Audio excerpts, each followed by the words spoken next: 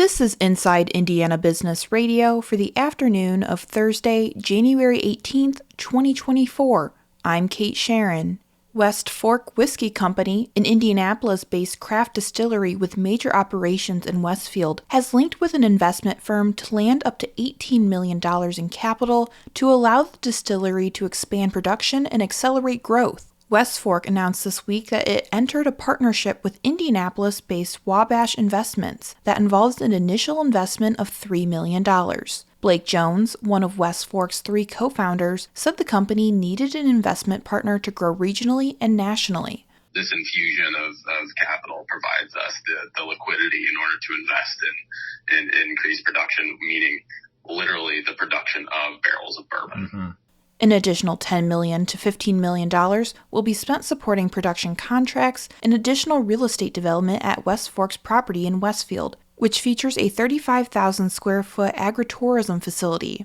A computer science major in the Leddy School of Informatics, Computing, and Engineering at Indiana University created an AI-based therapy and personal growth app last year and has already found a buyer. Matt Gisek, now a junior at IU, began development of Thea last July and then sold the technology to California-based health and wellness platform Miri by the end of the year. Gisek's app, which was developed with the help of resources at the Luddy School and IU's Shoemaker Innovation Center, is based on a model of more than 5,000 data points using multiple psychology research papers and therapy notes. Indianapolis-based Elevate Ventures and the Indiana Economic Development Corporation have officially launched the new pre-seed fund, the venture capital firm announced Thursday. The $3 million fund is designed to provide direct investments to pre-seed companies throughout the state with the goal of helping startups attract additional investment. The fund was originally announced last month as part of a series of efforts by the IEDC to enhance the focus on innovation and entrepreneurship throughout the state.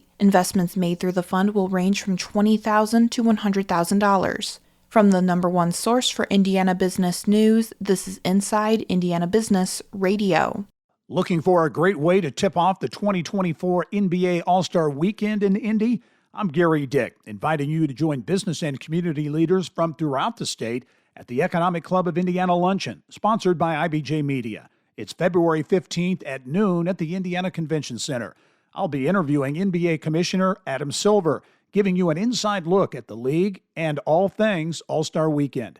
Reserve your ticket or table for 8 now at economicclubofindiana.com. Hoosiers for Responsible Lending on Wednesday hosted a press conference lauding 2 pieces of legislation at the State House that would significantly improve consumer lending policy in Indiana.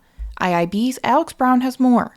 Senate Bill 200, authored by Republican Senator Spencer Deary of Lafayette, institutes a nonprofit loan center for Indiana state employees, providing a payday loan alternative for Hoosier civil servants.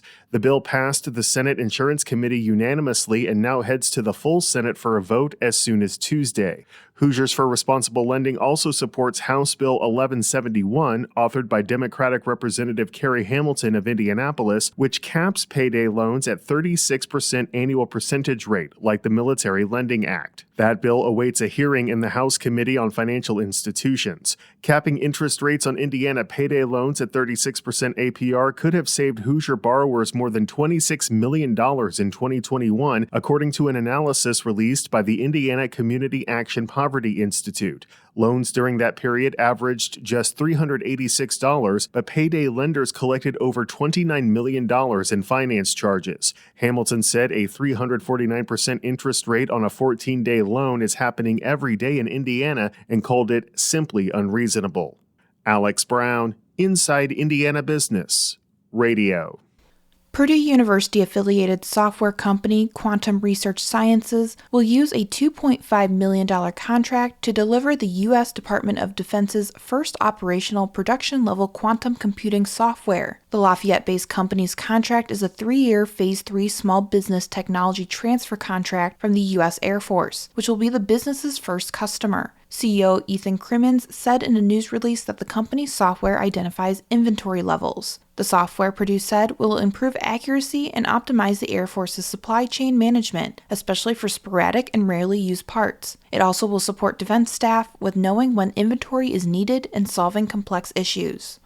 A bill to hold back and provide more support to third graders who can't read proficiently passed the Senate Education and Career Development Committee Wednesday along party lines. Senate Bill 1 would reinforce the state's policy of holding back students who fail the state's reading test, while also requiring schools to identify and give remediation to those who are at risk of not passing the exam. Under the provisions of the bill, schools will also need to track students' reading skills beyond the third grade and provide reading instruction rooted in the principles of the science of reading through 8th grade. The legislation continues the state's recent focus on improving students' literacy and reading instruction. Last year, Indiana lawmakers enacted a law requiring schools to adopt research-backed curriculum based in the science of reading. The state also prohibited schools from using a reading instruction method known as 3Qing.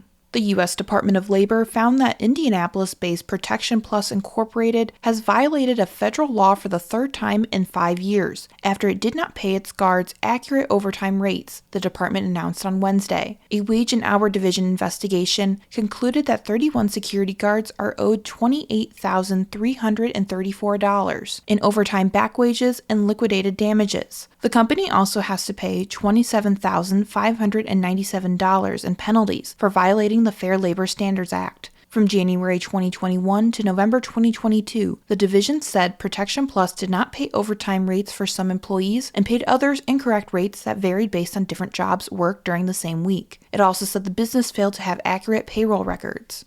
Dan Starr, president and CEO of Fort Wayne's Do It Best, is this week's guest on the Business and Beyond podcast with Gary Dick, presented by PNC, a weekly conversation with high-profile Hoosiers in business, sports, entertainment, and beyond. Available now from your favorite podcast provider.